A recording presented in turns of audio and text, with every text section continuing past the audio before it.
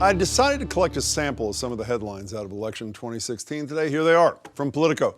GOP senators break emergency glass on Trump plans. From CNN, Trump predicts riots if he's not nominated after a brokered convention. But chaos aside, we've decided to take a step back from time to time to discuss some of the major issues that separate the frontrunners in the race for the White House. As I said, tonight it's the hottest buttons in immigration.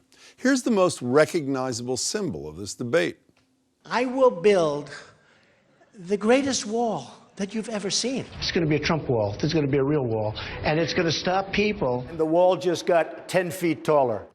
Now the leading Democrat is fielding questions on the topic as well.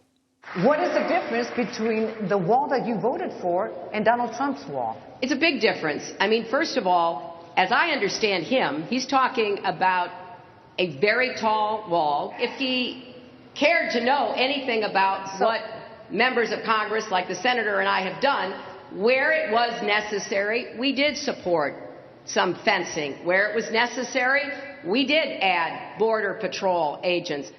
Is a wall by any other name, such as a fence, still a wall? Joining me to discuss are Tom Hodgson. He's the sheriff in Bristol County. Sheriff, it's good to see you. Nadeem Mazen, Cambridge City Councilor, and we should note a Bernie Sanders supporter. Nadeem, good to see you, even though you look a little different tonight. You've been to the border. Is the wall realistic and doable, or is it just a symbol for people like you who think we've been far too lax on the issue?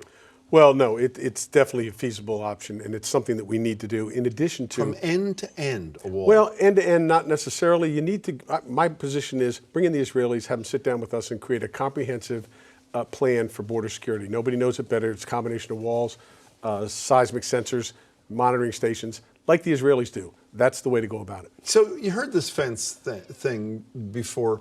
There really is no dramatic difference, is there not? I mean, while there's been tough talk, particularly to try to ridicule Donald Trump and people like the sheriff who believe in this wall thing, it was this tortured discussion about, well, we just support a fence, not a wall. It's the same concept, is it not? I think there's two different concepts here. How so? One is border control in general. Countries can control their borders. It's a good thing to do. Well, there seems to be bipartisan agreement on that, yes? Great, but then there's this idea of a wall. If you go to Israel, you can also bring a bunch of other problems back from Israel, like having segregated highways or crumbling and crushing the economy of neighbors for no reason, right? We don't want to do those things. And so I think going to a situation that is very different from ours and saying, let's bring the best experts and spend a bunch of money on something that's not going to work is not the way to go. But leave Israel out just for a minute. Is a fence really different from a wall? I mean, the concept of having a physical divide there's not as much of a divide as the rhetoric would suggest. Am I right or no? I think it's important to have border control. If that's a fence, great. If we're talking about a huge expenditure that goes to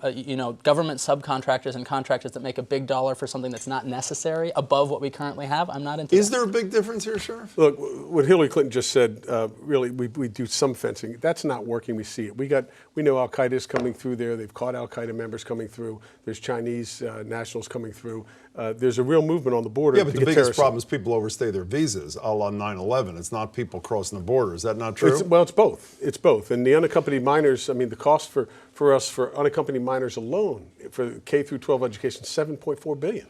Well, you're talking about minors coming in. Let's talk about minors and adults going out. Let's hear where the front runners are on the whole question of deportation. I would not deport children. We are a country of laws.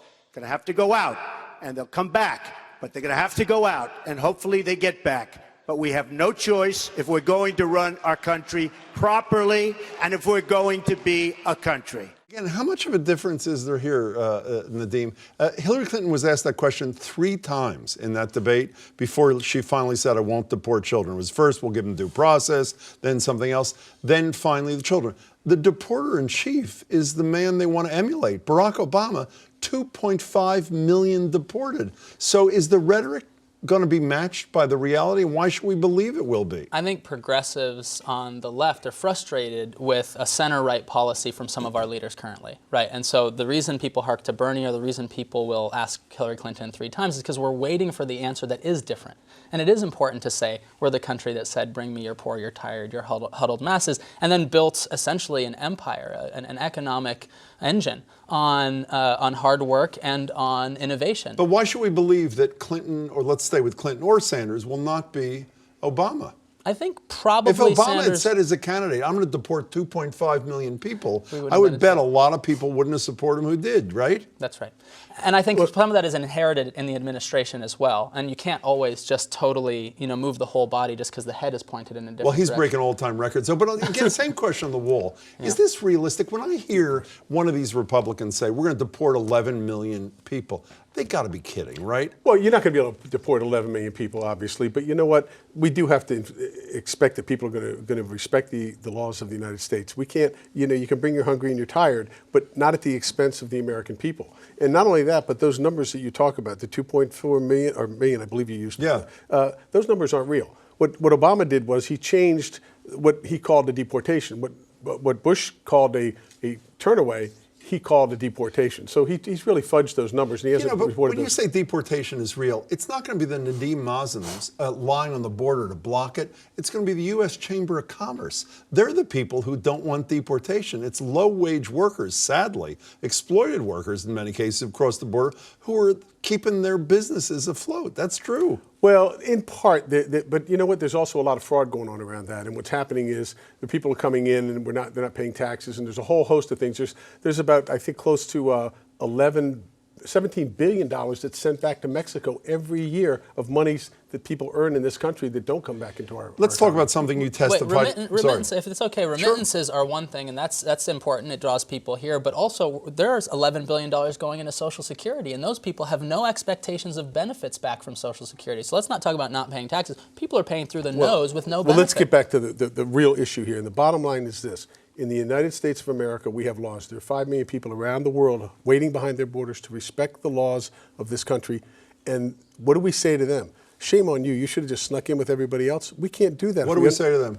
I think we say we're doing the best with people coming in through multiple means, and we absolutely need to protect our safety, but we also have to protect our economy. What we say to them, let's make a comprehensive and improved immigration policy that allows for immigration and innovation visas and a whole host of other things that other competitive countries have that we do not have. We only have a minute or so left. You testified on Beacon Hill against driver's licenses for people here illegally. Trump and Cruz agree with you. Kasich does not. Explain to me why it is not better, particularly for a sheriff, to know where people are, to require people to. This could be a different license, so it wouldn't be confused for a citizen's license. Why wouldn't that be something you would love, Sheriff? Well, because first of all, what we're basically saying is that, look, you enter the country illegally, you're driving on our roads illegally, so you know what we're going to do?